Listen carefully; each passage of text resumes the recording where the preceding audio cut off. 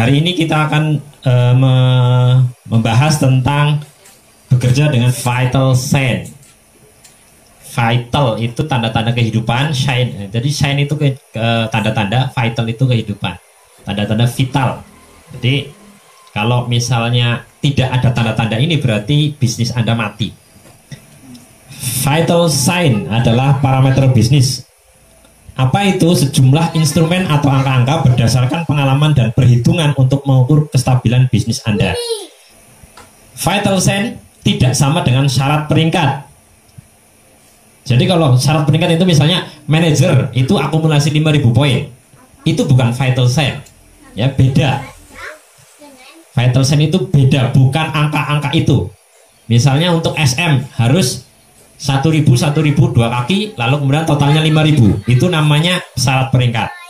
Vital sign itu, bukan angka-angka itu.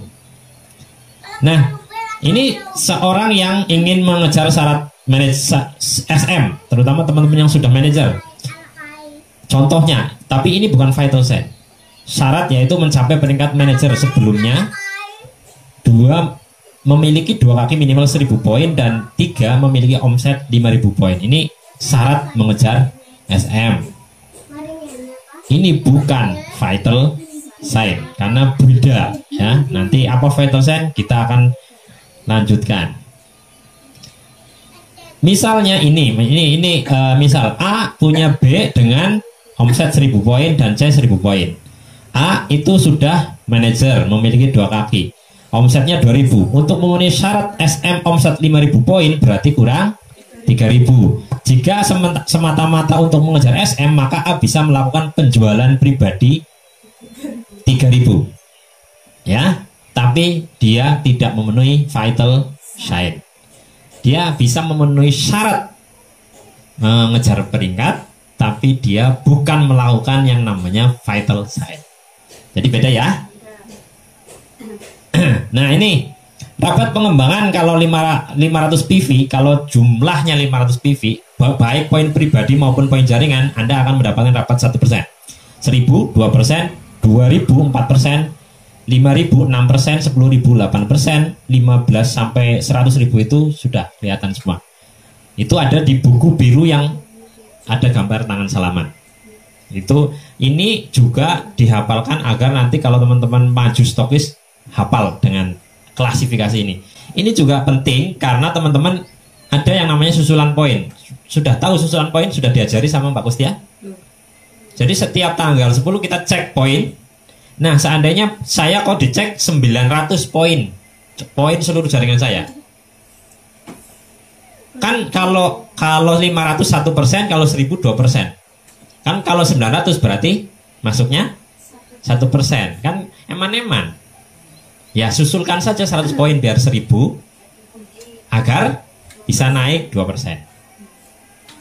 Paham? Jadi ada teman-teman diberi waktu di tanggal 11-12 untuk menyusulkan poin untuk mengejar namanya marketing plan, ya. Tapi kalau untuk tutup poin nggak boleh. Jadi kalau misalnya poin jaringan 10.000, tiba-tiba saya hanya melaporkan SM 50 poin, kan itu nggak tutup poin namanya, karena kan SM ke atas harus 100, ya. Nah, itu kan telepon ke perusahaan untuk nyusul karena saya nggak tutup poin. Kalau nggak tutup poin kan nggak dapat rapat. Kalau 10.000 kan rapatnya 2,5 juta kan, eman-eman kan. Nggak boleh, sama perusahaan nggak boleh. Kalau tidak tutup poin dicatat supaya kita tahu persis poin kita berapa, supaya jangan kejadian seperti itu. Teman-teman sih mungkin merasa nggak apa-apa lah, rapat saya masih kecil iki 5.000 10.000 20.000, tapi itu menjadi karakter. Kalau menjadi karakter kebiasaan, suatu saat teman-teman sudah punya poin besar karena biasa menyepelekan, akhirnya bisa saja. Jadi biasakan dari teman-teman masih kecil, nggak apa-apa, ya memang tutup poin saya hanya dapat 20.000, ya disyukuri saja. Suatu saat 20.000 itu akan menjadi 20 juta kalau disyukuri. Tapi kalau terus dikeluhkan, ya nggak akan lama, nggak akan malah hilang nanti. Dapat 5.000 disyukuri, untung 7.000 disyukuri. Agar apa? La in sakartum la azidanakum. Ketika kamu bersyukur, maka kemudian akan dilipat gandakan nikmatmu. Gitu, ya. Nah, perhitungan rabat itu misalnya 3.000 di luar jalur B dan C, B 1.000, C 1.000, maka akan terjadi 5.000. Nah, ini total rabatnya itu 50%, 50 PV itu 6% kali PV. Kalau 1000 PV itu 9% dan seterusnya. SM, GM, PM kayak gitu ya. Jadi ada 22% kalau yang PM. Ini cara menghitungnya. Nanti kita ada waktu khusus untuk menghitung ini ya. Ini hanya gambaran-gambaran saja. 9% dari omset pribadi, 19% karena SM ya, 19%. SM 19%. 19% ditambah 6% kali 3.000, 6%-nya itu dari jaringan ini dan jaringan ini ya, 750. 25% minus 14% kali 2%, totalnya segini. Kalau real ini 5.000 ya, kira-kira 5.000 poin, kira-kira segitu. Biasanya sih lebih. Kalau saya biasanya dulu 1 sampai 1,2 juta, tergantung keseimbangan kalau SM gitu. Ini contohnya, kita nanti ada waktu khusus untuk membahas tentang bagaimana cara menghitung rabat ya. Kalau ini hanya sekilas-sekilas saja. Saya kira ini lewati aja. Nah, setelah mencapai Silver Manager, bulan 1 rabatnya 970.000, bulan kedua rabatnya bisa turun.